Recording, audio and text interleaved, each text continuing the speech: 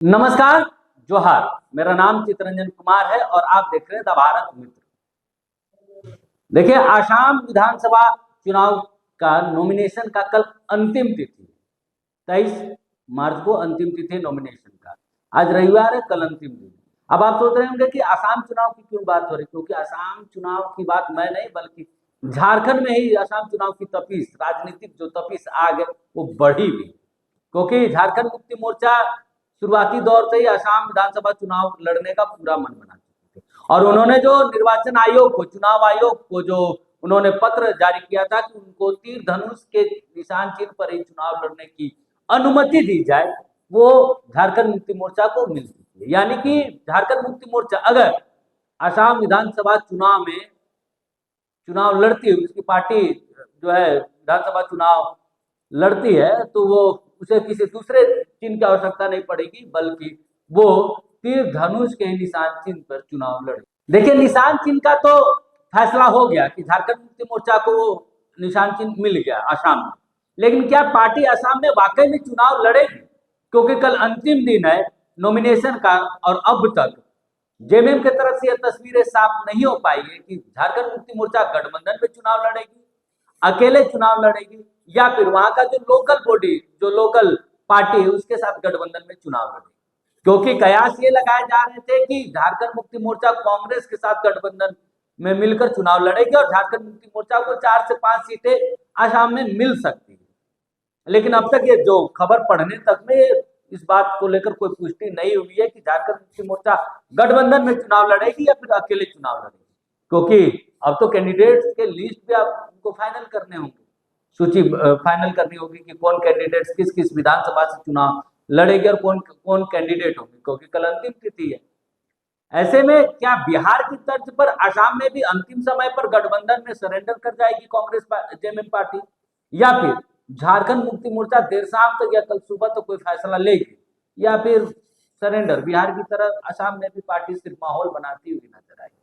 बहरहाल कल सुबह तक का इंतजार करना होगा कि झारखंड मुक्ति मोर्चा का क्या स्टैंड होता है। लेकिन अब तक जो खबरें हैं कि अब तक कोई फैसला नहीं हो पाया कि झारखंड मुक्ति मोर्चा आसाम में कैसे चुनाव लड़ेगी, कांग्रेस के साथ गठबंधन होगा या फिर आसाम की जो नई पार्टी उसके साथ मिलकर चुनाव लड़ेगी, क्योंकि दोनों से वार्ता झारखंड मुक्ति मोर्चा की हो रही थी और इस वार्ता का आज ही अंतिम तिथि जो है दिन रखा गया था, क्योंकि जब सुप्रियो भट्टाचार्य ने भी कहा था कि इसको लेकर गठबंधन की सीटों को लेकर जो है बातचीत जारी है और रविवार तक का दिन का इंतजार करना चाहिए, क्योंकि अभी वक्त है, वक्त से समय से पहले इसका फैसला कर लिया जाएगा। लेकिन पार्टी आसाम में चुनाव लड़ेगी।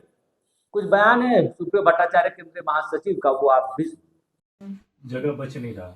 नहीं, डायलॉग तो कभी रुकता नहीं है, डायलॉग तो हमेशा जारी रहता है, क्योंकि हम यहाँ पर वो हमारे पार्टनर है, तो वो स्वाभाविक है कि हमारा डायलॉग जारी। सरकार अनाउंस को लेकर के क्योंकि तमाम राजनीतिक पार्टियां धीरे धीरे नाम अनाउंस कर रही हैं, लेकिन जेएमएम उस दिशा में अभी तक आगे नहीं बढ़ी है, समय बहुत कम है। समय कम है, लेकिन समय शेष है। और चूंकि बहुत तरह से वहाँ पर इलेक्शन की स्ट्रेटेजी बन रहे हैं, कांग्रेस के भी लोग आए थे, कांग्रेस ने भी अब अपना पूरा सीट डिक्लेयर नहीं किया है। भाजपा ने भी वहाँ पर जो असम गण परिषद के साथ, बोडोलैंड पार्टी के साथ उनका भी कोलिशन है, उन्होंने भी अपना संपूर्ण लिस्ट जारी नहीं किया। तो हमको लगता है कि संडे तक में सारी चीज़ें क्लियर हो जाएगी कि हम कितने सीटों पर और कहाँ हमारे कौन उम्मीदवार है। कांग्रेस से डायलॉग तो आपने सुना, यानी पार्टी को चुनाव लड़ने का पूरा मन है आसाम में, क्योंकि इसको लेकर मुख्यमंत्री हेमंत सोरेन आसाम का 2 दौरा भी कर चुके थे और वहां पर पार्टी के तरफ से जो इफ्तार पार्टी का भी आयोजन किया गया था। और जो टी ट्राइब की जो सीटें हैं उन पर झारखंड मुक्ति मोर्चा की तैयारी चल रही थी कि जो टी ट्राइब की जो ट्राइबल सीटें हैं उन सीटों पर फोकस है झारखंड मुक्ति मोर्चा का। तो ऐसे में अगर वो झारखंड मुक्ति मोर्चा चुनाव लड़ती है तो आसाम में, यानी कि लंबे अरसे के बाद दूसरे राज्य में चुनाव लड़ने वाली पार्टी झारखंड मुक्ति मोर्चा होगी, क्योंकि पिछले चुनाव बिहार में भी पार्टी ने चुनाव नहीं लड़ा था, क्योंकि बिहार चुनाव की तैयारी लंबे समय से की जा रही थी, कार्यकर्ताओं से बैठक, इन सारी चीजें पार्टी ने की थी, उसके बाद भी पार्टी बिहार चुनाव नहीं लड़ी थी। अब जब सत्ता में रहते हुए असम चुनाव अगर पार्टी लड़ती है तो निश्चित तौर पर, क्योंकि एक लंबी 20 उम्मीदवारों यानी 20 नेताओं की जो सूची बनाई गई है प्रचार स्टार प्रचारकों की, वो आपको असम चुनाव में प्रचार करते हुए दिखेंगे। अब थोड़ा इंतजार कीजिए, क्योंकि कल अंतिम तिथि। कल अगर किसी पार्टी की तरफ से कोई उम्मीदवार तय किए जाते हैं तो उन उम्मीदवारों का कल नॉमिनेशन भी होगा, और उसके बाद आपको झारखंड मुक्ति मोर्चा के 20 स्टार प्रचारक वहां पर प्रचार करते हुए भी नजर आएंगे। अगर झारखंड मुक्ति मोर्चा वहां अपने दम पर चुनाव लड़ती है तो सबसे ज्यादा नुकसान कांग्रेस को ही असम में होगा, क्योंकि ट्राइबल सीटों पर कांग्रेस जो है, कांग्रेस को झारखंड मुक्ति मोर्चा नुकसान पहुंचाएगी। वहीं स्थानीय बॉडी के साथ भी, लोकल बॉडी के साथ भी गठबंधन में अगर झारखंड मुक्ति मोर्चा चुनाव लड़ती है तब भी नुकसान कांग्रेस को ही, और मुख्यमंत्री हेमंत सोरेन और जेएमएम के चुनाव लड़ने से फायदा बीजेपी को है, क्योंकि बीजेपी यानी कि कांग्रेस के जो वोटर्स है उनके वोटों पे बिखराव होता है।